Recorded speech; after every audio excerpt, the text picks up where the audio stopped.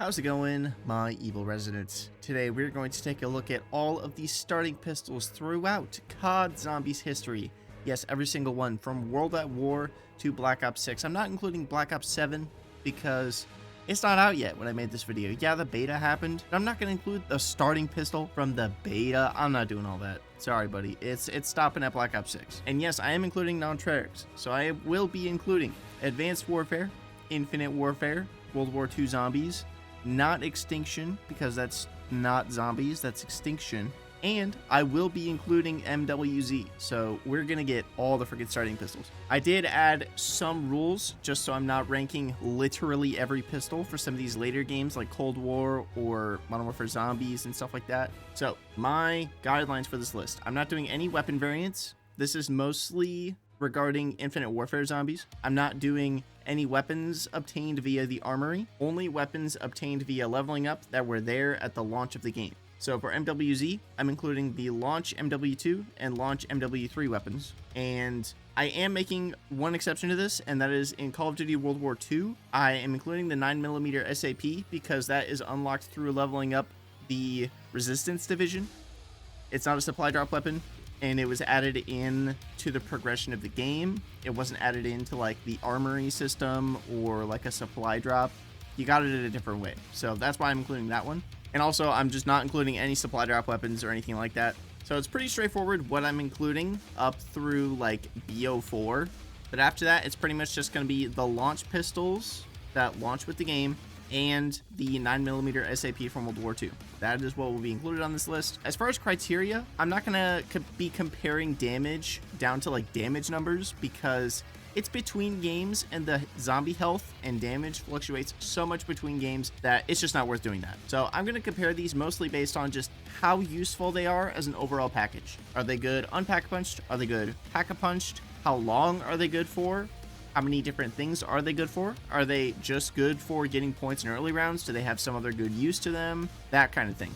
I'm ranking them based on their overall utility, not just their raw damage, because I feel like that would be kind of a boring list and a pretty straightforward list, if I'm being honest. It's also hard to rank the damage in something like MWZ or Infinite Warfare versus Call of Duty World at War. That just doesn't make sense to me. So like I said, we're basing these based on overall utility. That's enough criteria out of the way, and before we get into the video, I just want to say I am so close to 10,000 subscribers. If you end up liking this video, please do drop a like and subscribe to help me get along to 10K.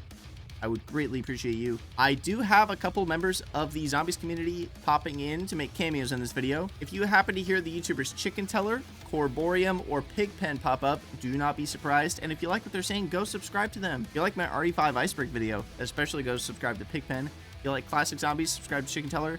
If you like video essays and stuff like that, go subscribe to Corborium. And yeah, I won't waste any more of your time. Let's get right into the video. In 38th place, 37th place, and 36th place, I'm going to talk about these all in one group because they are all basically interchangeable, is the P890, the X12, and the Core 45 from MWZ. The P890 and X12 are MW2 weapons, and the Core 45 is an MW3 weapon. These all, aside from magazine size differences and some weapon variant differences, weapon conversion kits I'm counting as weapon variants, so I'm not counting those. These all just feel identical. The damage difference between them is so minuscule that you will never notice. However, in a game like MWZ, there is literally no point to spawn in with these weapons unless you want to get the camos for them, but that doesn't make them good. Like, having to use them for camos doesn't make them useful. That just means they're part of the camo grind. Pretty much any other weapon you could use in this game, even a sniper or something like that, is going to be more useful to you than these weapons are. They do very low damage. Since they're all small caliber weapons, they are horrible at fighting the NPC enemies around the map, like the human enemies. They're not that great against zombies, especially when armored zombies go into play. They're pretty much only good in the tier 1 zone when you pack-a-punch them, and they're okay when you don't have them pack-a-punched. But the main gameplay loop of MWZ is working your way into higher and higher tier areas, and these weapons just don't have the damage for that. Straight up, if you're using these outside of a tier 1 area, you're just handicapping yourself, and there's no point to using them. They're completely horrible. They all suck. Like I said, unless you just want to goof around in a tier 1 zone with your buddies, there is no point to using these. They're not good. totally avoid them. In a game where you can spawn in with anything, something that doesn't keep up with the game mode itself and serves no purpose in fighting any type of enemy, goes at the bottom of the list as far as the entire list is concerned. So these would be at the bottom of the list even if I was just ranking the MWZ weapons. That is how bad these weapons are. They are so bad, they easily go in the bottom 3 spots. Hello again, gamers. As usual, thanks so much to Starlight for having me on. I'm back once more to talk about another certified piece of trash, the 1911 from World at War. Aside from a few exceptions on certain maps, it set the standard for every Treyarch Zombies game all the way through Black Ops 3. Gets 8 rounds in a mag and holds up to 80 in reserve, although you only spawn in with 32. On round 1, you can shoot a zombie about 5 times in the chest or 8 times in the leg if you feel like carefully lining up all your shots. On round 2, they can take a full mag to the body, round 3 is about a mag and a half, and round 4 is 2 mags. Most people probably won't end up using it nearly that long since knifing is so dangerous on World at War, what with the zombies trying to give you hugs and all. But if you're a psychopath like me, then you may be able to get away with it. When pack-a-punched, it turns into the C3000 B1AT-CH35, or the C3000 Biatches. The mag size gets reduced to 6, the reserve ammo gets cut in half, and it fires grenades. Unfortunately, it's pretty weak, but it's a fun little novelty that led to the iconic Mustang and Sally in later iterations. In 34th place, we have the Welling from Black Ops 4. This essentially goes at the bottom of the list for the same reason the MWZ pistols do. You can spawn in with some of the best starting weapons ever, and you have the option to start with this one. Technically, it's on par with the BO3 Bloodhound, technically, but practically, it is worse in every single way. The reason for that, one, the iron sights. Dear God, who designed these iron sights? I know that these types of revolvers actually have these types of iron sights, but just something about them in this game just makes them look horrible. They do not work well at all. Second off, the reason that these are worse than the Bloodhound is because I don't choose if I spawn in with the Bloodhound. I choose if I spawn in with the Welling. That's the reason that this is automatically worse. I have options that are better. The Bloodhound I don't, and it is designed well with the map, and that's why it's good. The Welling, I can't farm points with it because of how the point system works. Not really. You technically can, but not practically. It's not effective when it's unpack-a-punched, and when you pack-a-punch it, it's still not that effective. There is a wall gun in this game that does much more damage, that is also explosive and serves the same purpose, that is better unpack-a-punched. It's the Trebuchet shotgun. So good. Such a good weapon. It clears this, and it's easy to get whenever you need it. You're better off spawning in with something that's actually going to serve you well in those lower rounds, unlike the Welling. I do also just have PTSD from trying to camo grind this weapon. That crushed my soul to the point where I basically gave up. I beat the headshot challenges, and I never finished it, because then I realized I had to kill mini-boss enemies, and I'm like, no, I'm not doing this. Never again. Anyways, I've been ranting about the Welling forever, and I don't need to talk about the Welling this much. It's lame. You all know the Welling sucks, especially if you've tried to get gold on it in zombies. Oh lord, you're a trooper, buddy. I fucking hate the Atlas 45. The Atlas 45 is a weapon made by the Atlas Corporation. Could you imagine such a thing? This thick, bulky handgun appears in every Exo Zombies map as a starting pistol, and let me tell you right now, it sucks. Trash. The ammo on it is terrible, even as you try to get up to Mark 20 or, God forbid, 25 if you're truly crazy. The weapon may be good for points in the early rounds, but once you can afford something better, do it. This thing is not worth it. I know this thing is ranked pretty low already, but if it was me, it'd be in its own ranking. The top -1 list. This is actually doo-doo. I wish I had some stats to give, but it's crap. Whoever designed this pistol in universe, just know that I am your biggest hater. In 32nd place and 31st place, we have the Basilisk and .50 GS from Modern Warfare Zombies. These weapons, as far as damage, essentially identical. They're about as reliable as each other. The reason the Basilisk is below the .50 GS is because the .50 GS is a Desert Eagle, meaning it is magazine fed, meaning it can hold a ton of rounds. The Basilisk holds 5 by default. That's horrible, especially when it takes 2 shots to kill most of the human enemies in a tier 1 zone. Meaning, you kill 2 enemies, you damage 1, and then you gotta reload and hide in cover, and you're just wasting so much time. The .50 GS, you can just lay him down, and it's much more effective. It's still not the most effective thing in the world, but it's gonna be more useful to you than the Basilisk would be, even with the snake shot rounds. It also does less damage than another revolver, from my testing at least, from what I could tell. It doesn't really serve a purpose. You don't need the Basilisk when there's another revolver that's better, that holds more rounds, that does more damage. It's just a weird weapon. It also looks worse than the other revolver, just saying. And then the .50 GS. I really like this weapon. It has the same problem as the other pistols, where even though it's a 50 caliber bullet, it's still not that great against armor. This game's meta is very heavily based around shotguns and automatic weapons. If you're not using either of those, the weapon is basically worthless. That's just how the game shakes down because of the nature of how armored the enemies are in this game. So something that fires kind of slowly, even if it has a higher caliber bullet, is just not going to keep up on the higher tiers of stuff. In 30th place, we have the RATT pistol. This thing is a 3-burst Samurai Edge from Resident Evil, and I love that with my entire soul and being. I do wish it was better. It is effective to use because it has the burst. However, it's still a pistol and still has that small caliber. The calibers affect how much damage you do to armor. That's why I'm talking about them so much. You can change the caliber, but you have to level up the weapon a lot, and you have to use a bad weapon for a long time to get it to be just okay. So it doesn't really bump it up that much. You can use this dual wield or with a cool stock, whatever you feel like doing. You can retrofit it to be single shot, but then that just makes it worse in zombies. It makes it okay in multiplayer, as far as I'm aware anyway. But in zombies, that's just completely worthless, unless you want to like role play as a STARS member from Resident Evil. Overall, the RATT is just underwhelming, especially, like I said, with the .50 GS. Just underwhelming in a game where you need an automatic weapon or a shotgun to compete. And this is a burst pistol. It's just not going to do it. On paper, the tier should be one of the best pistols you can spawn in with. It's a high-powered revolver, and its description in-game literally says it hits like a cannon and leaves no survivors. But unfortunately, while the tier is really good in multiplayer, in zombies it's just whatever. Holding 5 rounds instead of the usual 6, the tier fires slower than your average revolver in zombies. Which, with how fast-paced MWZ is, that's not really a good thing.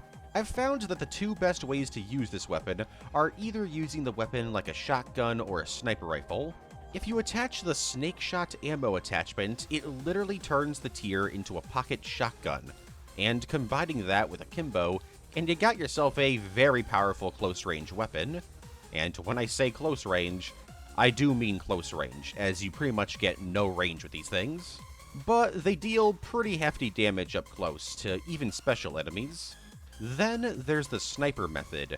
By attaching the Jack Beholder rifle kit attachment and the armor-piercing rounds ammo attachment, you basically turn the tier into a pocket sniper rifle.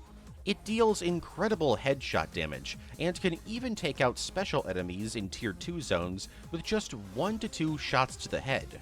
It's also pretty useful for taking out the enemy mercs on the map. If you pack-a-punch the tier, it becomes the Hand of Sacrifice. Sadly, this doesn't give you anything besides a damage and ammo increase. No special bonus effects or anything like that. It's honestly kind of annoying how the tier's pack-a-punch name doesn't turn tier into an acronym. I mean, it's TYR, it's like perfect for an acronym. Like, you could have the Yowie Reader, or the Yapping Russian. Would those be good names? No, but they'd make more sense. Overall, the tier is a fun weapon to mess around with, but it's nothing you're gonna get to high rounds with.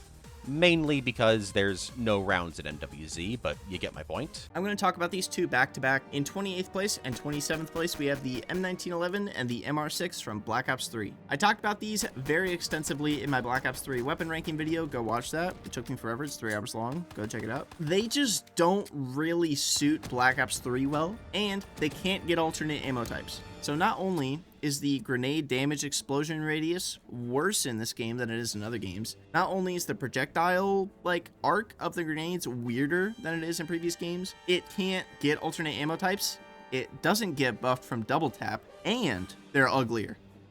They both look so bad. The M1911 in this game, pale imitation of its forefathers. Even the Black Ops 2 one is worse than that one. I know some people like that one, but it's just the TAC 45, dude. It's just the TAC-45 in a skin suit. As for the MR6, it feels like a toy gun, but I like it marginally more than the 1911, so it goes above the 1911. Play on PC and use the all-around enhancement mod. These are really good with alternate ammo types, and I do use them like that in some of the gameplay that I show in this video just for my own sanity. But yeah, these pistols are fine for getting points on your first couple rounds, and that's literally it. That's all they're good for. They don't serve literally any other purpose. They will not help you very much past like round 4. So that's why they go here. At number 26 is the Bloodhound from Shadows of Evil on Black Ops 3. This is one of those special exceptions I was talking about with the 1911. The Bloodhound is a cute little revolver that actually does more damage than the 1911 and MR6, taking only 3 body shots to kill a zombie on round 1. It can actually get you through the first few rounds if you're lucky enough to get a max ammo. When upgraded, it becomes the Meat Wagon, which is pretty much identical to the Death and Taxes, with the only difference being that they get 8 rounds each instead of 6. The Bloodhound is a pretty cool starting pistol, but it really sucks that it doesn't get its own unique upgrade, like a certain gun that'll be coming later on in the list. In 25th place, we have the X13 Auto from MWZ. This is just the X12, but automatic. It's its own separate weapon instead of a conversion kit for some reason. Don't know why, but it's good because it's automatic, and you can put a giant magazine on it, and you can dual wield it. So you can just lay down bullets with this thing. You can retrofit it to make it much, much better. I'm not counting those retrofits or like conversion kits or whatever they're called for this video because I'm not counting weapon variants, which would put it a good amount higher. But even without that, it's just a bullet hose. It's gonna chew through armor, but it's not gonna do super high damage. So it's good for tier 1 zones and some stuff in a tier 2 zone. I would not take these into a tier 3 zone unless you have the conversion kit though. And even then, I would still take something else. So just because of that, it kind of goes into this, starts the middle tier of this list. This is where we get into the stuff that's good for more than just early round. It can hold out for a little longer than that, usually into like the teens or maybe even the early 20s. Next up in 24th place, we have the RATT pistol from Call of Duty Vanguard. This is just the weakest pistol in the game, and that's why it goes down here. It is almost identical to the Top Break and the 1911. It just does less damage. It's not as good. It's uglier, all that stuff. There's really not much to say about this that I wouldn't say about another semi-auto pistol from this era of COD Zombies. It's alright. You're better off with literally any other pistol, and that's why it goes at the bottom here. But on its own, it's not that horrible, but it's not great either. It's just fine. It's okay. It goes here at 24th place. That's where it goes. In 23rd place, we have the Diamatti from Cold War. This would be significantly lower if you couldn't slap a giant extended mag on this thing and dual wield it. It is so fun dual wielding these. They suck against armored zombies, but as long as you throw Shatter Blast on them, you should be okay. The main reason I don't rank these any higher is because of how many boss enemies are in Cold War Zombies. These are really gonna fall off in effectiveness on, I think, Outbreak tier 4-ish, 5-ish, and in regular rounds, they're gonna fall off in like the mid-20s, but everything kind of falls off in the mid-20s unless it's a really good gun, and then it's good for like until the end of like round 30-ish. The main downside of this is that you're just gonna be wasting a lot of bullets, and you're gonna be wasting a lot of money buying ammo, and in a game where you need all of your points to upgrade your guns and stuff and buy your perks, that's not that great. That's not that great. So the Diamattis go here in 23rd place. The Mauser C96 is my all-time favorite firearm in real life, so when I found out that it was going to be in Call of Duty World War II, I was pretty hyped. Then I saw that it was called the Machine Pistol, and my face did a giant Grinch frown. The Machine Pistol is, well, a machine pistol. It fires fully automatic and comes with 10 bullets in a mag with 80 in reserve. And if you're thinking, hey, that's not a lot of ammo, you'd be right. And that's why the machine pistol isn't all that good. You're pretty much out of ammo almost instantly, even if you attach extended mags to it, as it only increases your magazine size by 5. Fun fact, the model of the Mauser in this game is actually a hybrid between 2 real-life models, the Model 712 and the C96.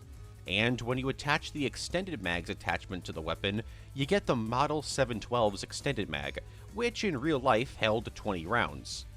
I get it only having 15 in multiplayer for balancing, but there's no reason why they couldn't just make it 20 in zombies. When you pack-a-punch the machine pistol, it turns into the Red 9. This upgraded variant gets 20 rounds per mag, or 25 with extended mags, and gets a pretty hefty damage increase.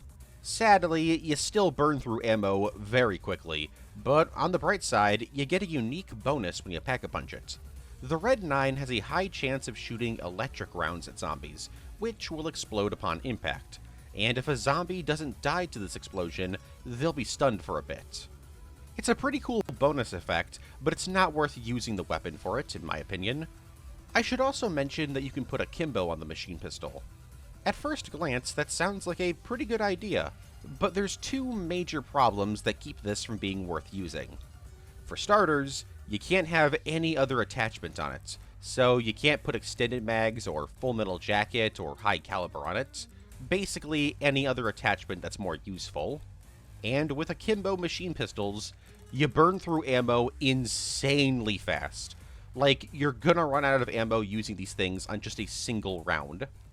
Overall, the machine pistol isn't bad for getting points in high rounds, but it's not very good at getting points at low rounds, due to zombies being killed pretty easily by it, and, you know, you're out of ammo with it after like 2 rounds. And that's kinda when you need a point weapon. It can be fun to use every once in a while, but you're better off spawning in with almost any other pistol. I sure do love how in the 5 games that the Mauser's in, 3 of those games have them fully automatic, and you can't change it to semi-auto. Awesome. Hate it. Absolutely hate it. In 21st place, we have the Vanguard machine pistols. These are identical to the World War II machine pistols. However, Vanguard is much more generous about ammo drops than Cold War is, especially if you're playing the objective-based mode, because the crystals that you can shoot around the maps drop ammo all the time. So it's very hard to run out of ammo in Vanguard. Despite the fact that I run out of ammo in the gameplay, just ignore that. I'm just bad at this game. These are just as effective as the ones from Call of Duty World War II, just as effective as the Cold War Diamattis. They are alright. They are fine. Yeah, the only reason they go above the Cold War Diamattis is just because, 1, I think they look cooler. 2, they are marginally more effective just due to the ammo economy of the game. And 3, they get even more bonus points because I think they look cooler. Otherwise, like I said, they're basically identical.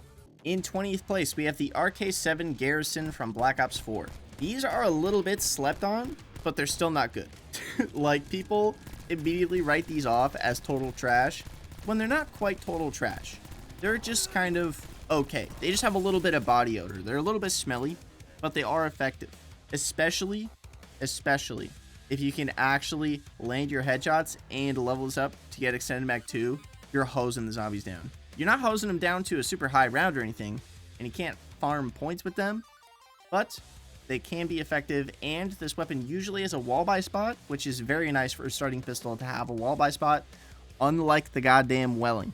The RK7 is alright. It is fine. Most of this blue area is just going to be fine enough weapons. In 19th place, we have the World War II PO8, which becomes a burst pistol when you pack punch it. And this thing is pretty much just a better RK7 Garrison, or it's kind of like the machine pistol, but burst fire. They do essentially the same damage. This one's just easier to control. And because it's a burst, you don't chew through as much ammo with it as you would with the World War II machine pistols, because those just have such a high fire rate. My main con with this weapon, though, I could honestly see this going higher because of how fun it is to use. Aside from one thing, who in their right mind at Sledgehammer Games thought, hey, this semi-auto pistol, whose firing mechanism relies on the player's line of sight of their iron sight being blocked in order to rechamber itself, what if we made that weapon a burst weapon, so that throughout the entirety of your burst while firing the gun, you couldn't see what the fuck you are shooting at? I just want to know who thought to do that. Why? Like, I don't understand the thought process. That is the one con of this gun that makes it so frustrating to use. If you're just hip firing it, it's not a big deal. But in this game, you need the crit spots for the whistlings, and you can't just be hip firing all the time. It's just, I don't understand that. And I know I've been ranting about it for a while, but nobody talks about it because nobody pack punches this thing, so I wanted to rant about it. In 18th place, we have the Top Break from Vanguard. Incredible damage, 6-round magazine. Or not magazine, cylinder. Cartridge. The gun nerds are already leaving their comment. Spare me, please. That's the only drawback of this thing. You can't upgrade the capacity too much, so you're going to be reloading a lot, but it does do respectable damage, and it has better iron sights than the Welling does. So, hey, a revolver that looks like this, that doesn't look horrible like the Welling, I'll take it, dude. I'll take it. Yeah, very solid damage, especially if you're doing round-based. I've noticed the damage does a little better than it does in the objective-based mode. I don't know if I'm just tweaking about that. If anyone knows more about that, please do leave a comment. But the Top Break really excels in the round-based mode. In 17th place, we have the Cold War Magnum. Virtually identical to the Top Break, just does slightly more damage, and looks a little cooler, so it goes above it. Everything I said about the Top Break is true here. You can only max out the capacity so much. However, when you pack punch it, it has a pretty respectable capacity, so that's another reason it goes above, whereas the Top Break, when you pack punch it, doesn't get quite as much ammo. These Magnums look awesome, sound awesome, very fun to use, very fun to akimbo if you want to turn yourself into a revolver ocelot. Overall, pretty solid. And in 16th place, we have the Cold War 1911, also known as the Pain. You can dual wield this. However, it does not have its classic ability of, you know, exploding when you shoot anything. It just kind of shoots. All the Cold War guns don't really get a special ability when you pack punch them. That's going to be the case for all these. Same with the Vanguard ones, which is very disappointing. I do wish these two games had those. Anyways, it's fine. It's a respectable bullet hose damage that is going to give you carpal tunnel from having to fire it so much. So, because these are semi-auto, and you could have like 40 rounds in each magazine, and you have to manually fire all those bullets, dude. Like, if you're going to use these, don't use them for too long if you care about your hands. That's all I'm going to say. The next two, I'm just going to lump them in with what I said about the Cold War 1911. In 15th place, we have the Clouser from Vanguard, and in 14th place, we have the 1911 from Vanguard. These are pretty much identical to the Cold War Vanguard. They're just a little bit better because their scaling is better in the objective-based mode and the round-based mode. However, I'm pretty sure their damage is nearly identical, and it just depends, what stuff you get throughout your match, more so than it does for Cold War, because Cold War, you can kind of pick the same stuff every match more easily than you can in Vanguard, which has more variety in its gameplay. Yeah, sure. So, I know I'm repeating myself, but just to shortly summarize, Cold War 1911, but slightly better, and especially in the objective game mode, they scale a little bit better than they do in the round-based mode. In 13th place, we have the RK5 from Black Ops 3. The reason I put this here, one is because of alternate ammo types. You spawn in with a wall buy weapon that can get alternate ammo types, you're good, you're set. Like, that's half of your setup if you're high routing on the Giant. What more do you need? And it comes with a full magazine, and you can put weapon kits on it. What a great reward for the Easter egg. I know some people don't like this reward, but I think it's awesome. And it lets you skip the buying a wall gun segment of starting off a Black Ops 3 Zombies match. It saves you those points in having to buy the gun, and it lets you just get your match rolling a little quicker. I just think it's awesome. It doesn't do as much damage as a few of the weapons that are below it, but just its sheer utility and streamlining of the game flow in the early rounds, I think lets it deserve this spot. I think this is a very worthwhile reward for completing all the Easter eggs, and I'm very glad that they put this in here. I think it's a great reward. In 12th place, we have the 9mm PM from Black Ops 6. This thing, unpack punched, absolute donkey dog ass water. However, when you pack punch it, and if you have the Skull Splitter ammo mod on, it's actually a little bit incredible. Like, up into the late 30s, you can be headshotting anything you want, especially with that Skull Splitter mod.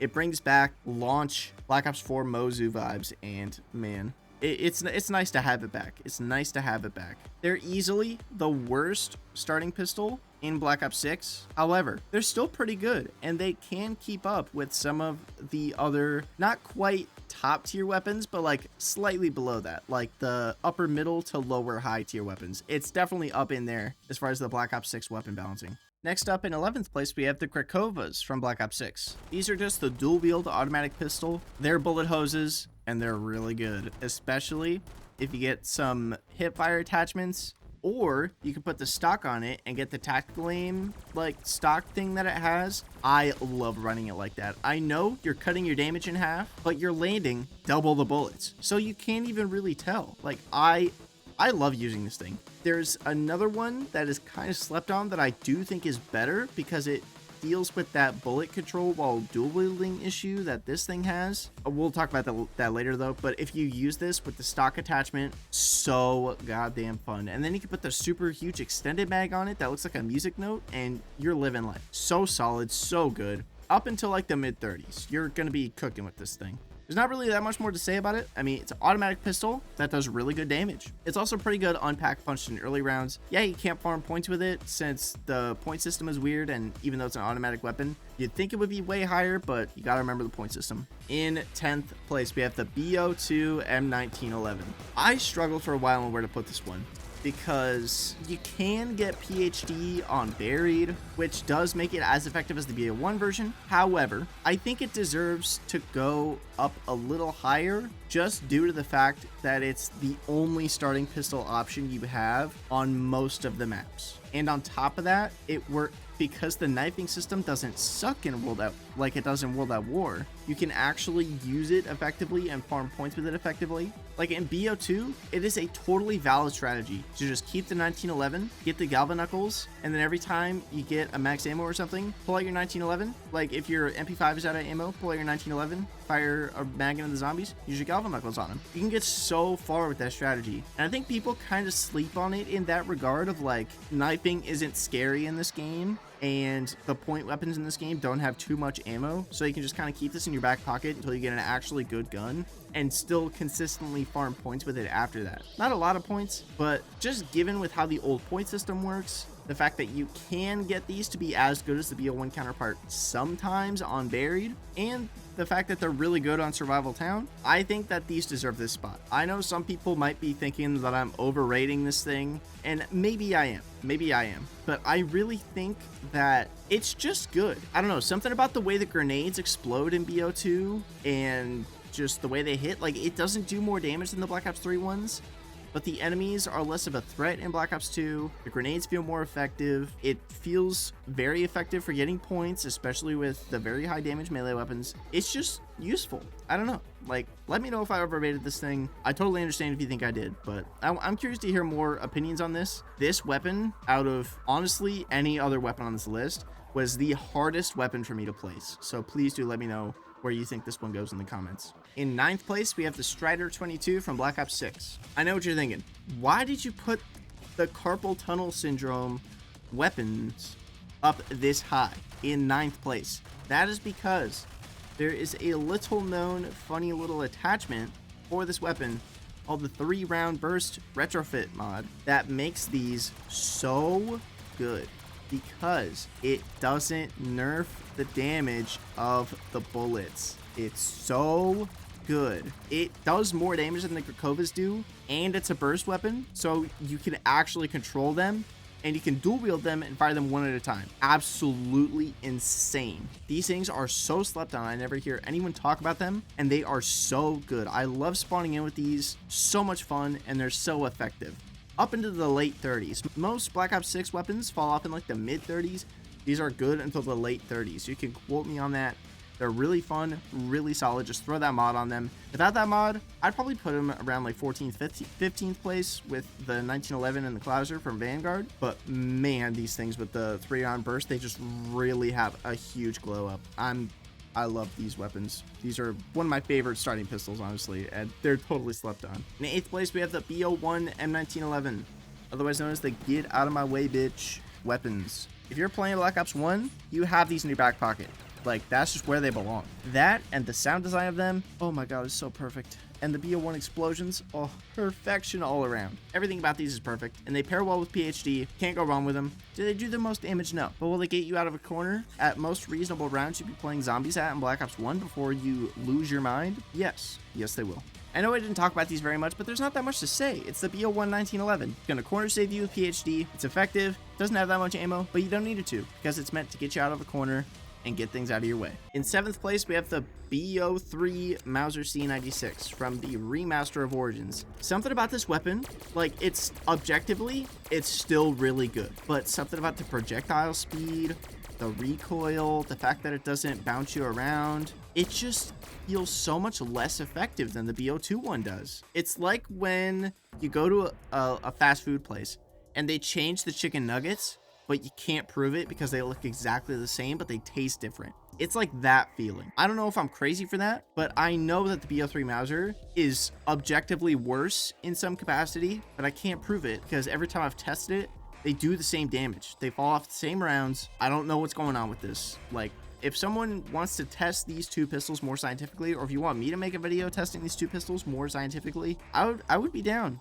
I would be down. But the BO3 Mauser, while still very good, and I will let Chicken Teller tell you why it's so good in a second, it just kind of lives in the shadow of the BO2 one because it looks worse. It feels like a custom weapon because it doesn't have any recoil for some reason. It doesn't bounce you around like the Ray Gun Mark II or the BO2 Mauser does. The projectile speed feels really bad, and it's like hard to tell sometimes when it lands, especially if you're not the host of the game and you're lagging. Oh my god, it's so frustrating to use this thing on Black Ops 3. But anyways, moving on. At number 6 is the Mauser from Black Ops 2. This gun has kind of the opposite thing going on compared to the Bloodhound. While the Bloodhound was a unique gun with a generic pack-a-punch version, the Mauser starts off as just a reskin of the 1911. It has the same amount of ammo and does the same amount of damage, much like the Remington New Model Army being a reskin and replacement of the Python on Buried. However, where things get much more interesting is when you pack-a-punch it and it turns into the Boom Hilda. It gets a whopping 50-round magazine and 200 rounds in reserve, and becomes a laser pistol. It also gets an ACOG scope and a suppressor, making it look similar to the modified Mauser that they used to make Han Solo's blaster. It still only does 1,000 damage per shot, but the 250 rounds make it very nice for taking out panzers and getting zombies out of your way on the earlier rounds. It also doesn't have any splash damage, so there's no danger of downing yourself. And as if all that wasn't enough, you can also use it in the same way as the Ray Gun Mark II, shooting it to push you back and give you a speed boost to traverse the muddy areas and even jump across the gaps that you're supposed to ride the tank over. Overall, it's just a really cool and fun weapon, and it was the perfect addition for the final map on Black Ops 2. In 5th place, we have the World War II 1911 or the Bacon and Eggs. These things are straight up godlike. The reason for that, you don't need PhD for them. They cause explosive damage, and they do not damage you when they explode. Yeah, that's how cool these things are. And on top of that, they stun zombies. Even if they don't kill zombies, they will almost always stun the zombies in your way, which is so goddamn helpful. It's way more helpful than the BO1 versions. And on top of that, on top of all of this, you can buy ammo for these at the Pack-a-Punch machine whenever you want. Infinite ammo, off the wall Mustang and Sallies that do not damage you and are more effective. What more do you want in life? There's nothing more to life than what I just described. Absolutely cracked weapon. There's no possible way there's a more overpowered starting pistol in Call of Duty World War II Zombies, right? Subtle foreshadowing, right? In Black Ops 4 Zombies, in 4th place, we have the Strife. It's a pistol with a Bowie knife on it. What more do you want? Like, you spawn in with the Bowie knife and a pistol that is incredibly effective, that becomes fully automatic when you pack-punch it, and is effective into the late 20s? Oh my god, music to my ears. This thing is so godlike. It will last you until you get the healing and salvo from the box. You do not need anything in Black Ops 4. If you spawn in with this, spin the box till you get the healing and salvo, replace this with the healing and salvo, and then get your wonder weapon, or just use both of these, you're set for life. Unless you're doing some like niche Easter egg or something, the Strife is going to take you very, very far, my friend. This thing is so good. I'm surprised this thing is a starting weapon. I'm just going to be real. Like, it's crazy. Even without the knife. The knife that it starts with, that you can stick on the end of it, so good. I think it one hits until round 5. That's crazy, especially in this game. Man, saves you the 3,000 points of buying the Bowie knife off the wall. And then the pistol's just incredibly effective on its own. And you can put a suppressor on it to make it spawn more power-ups, but I don't really know how that works, and I've never noticed a difference, so I just run it without the suppressor because I don't like how it sounds with the suppressor. BO4 Strife, totally correct, insanely good weapon. At number 3, we have the GS45. You may not have thought I would want to cover a weapon like this, with me being a boomer who hates modern zombies and all, but the GS45 is actually a lot of fun to use. It's just your average run-of-the-mill pistol by default, but a lot of weapons in Black Ops 6 actually get unique abilities when pack-a-punched, which is a feature that almost went extinct starting in Black Ops 3. The GS45 turns into the Sally, which is a nice little acknowledgement of the Mustang in Sally, since it becomes a grenade launcher pistol. You can also use the dual-wield attachment to turn it into the Sally and Fourth. The mag size will vary depending on which attachments you use, but it has 6 by default and can go up to 14, with 54 in reserve regardless of attachments. Similarly to the other weapons in Black Ops 6, it can easily keep up with the zombie's health as long as you make sure to pap it and increase its rarity whenever you get the chance. And it feels very satisfying to just blast away an entire horde or delete a mangler with them. It's also a wall weapon on a lot of maps, so if you get lucky, you can get the blue tier off the wall before you pack-a-punch it. Unfortunately, it does start to fall off in the later rounds, but that's more so a problem with Black Ops 6 as a whole than just this gun in particular. Once again, I want to say thank you so much to Starlight for having me on for another weapon ranking. If you've enjoyed the video up to this point, you are legally obligated to like and subscribe. In second place, we have the Kendall 44 from Infinite Warfare. I know. But you said the World War II 1911 doesn't damage you if you don't have PhD. So why is this one better? It does more damage, wider explosion radius, you can dual wield it, and bomb stoppers isn't in this game. I have not seen a single piece of footage of the Mephistopheles boss fight, the hardest boss fight in COD Zombies history. I haven't seen a single footage of that boss fight where the person playing the match was not using these two pistols. If these pistols can carry you through the hardest boss fight in COD Zombies history, of course they deserve second place. Like, I think that fact alone lands these second place. You really don't need anything else. If you have the Kendall 44 dual wield packet, you're good. You're set for life. I haven't played that much Infinite Warfare Zombies. I'm going to be fully transparent on that. All I hear is people gassing these up. Every time I've used them pack-a-punch, my game gets 10 times easier. Man, these things are just so good. Even if they can damage you without bomb stoppers, the damage is just so incredible on this game with weapons that have really aggressive damage fall-offs that it's just incredible. These things are great.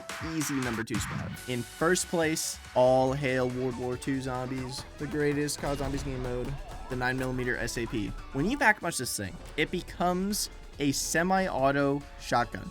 Like the Brecci. Yes, it becomes the Brecci when you pack-a-punch it, except it does more damage. And when you aim down the sight, it narrows down all the pellets into a single shot that does a ton of damage. And on top of this, on top of everything I just said, you can dual wield these. You can, in Call of Duty World War II Zombies, you can essentially get more powerful dual wield Breccis from Black Ops 3. You can spawn in with this weapon and buy ammo for it whenever you want. That is how cracked these things are. They will not damage you. They will melt everything. You can dual wield them. You can spawn in with this, and it's good unpack-a-punched. It will single-handedly carry you on any map up until you unlock pack-a-punch, and then you pack-a-punch it, and it will single-handedly carry you through whatever Easter egg you're doing. This weapon can solo the entire game by itself unless you need a wonder weapon for a step. Absolutely insane weapon. I cannot believe that this overpowered ass weapon is in this game. When it was added, I was like, what could they possibly do to top the bacon and eggs? And then they add this, and I'm like, absolute cinema. I threw my hands up in the air. This thing makes World War II Zombies the biggest cakewalk in the world.